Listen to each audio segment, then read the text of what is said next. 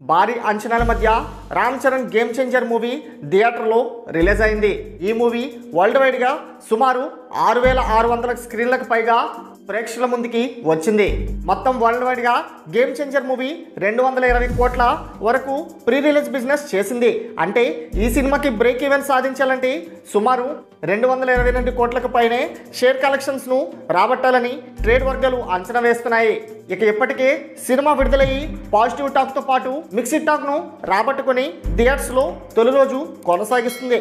ఇక benefit shows, premier shows అన్ని bookings లెక్కలు కలుపుకొని తొలి రోజు ఎంత వసూలు చేసిందో ఓసారి చూద్దాం.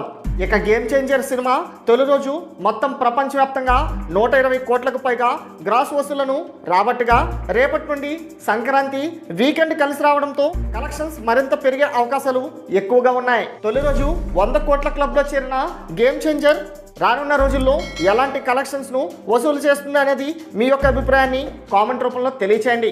అలాగే మరిన్ని లేటెస్ట్ అప్డేట్స్ కోసం మన ఛానల్ను సబ్స్క్రైబ్ చేసుకోండి. Thanks for watching.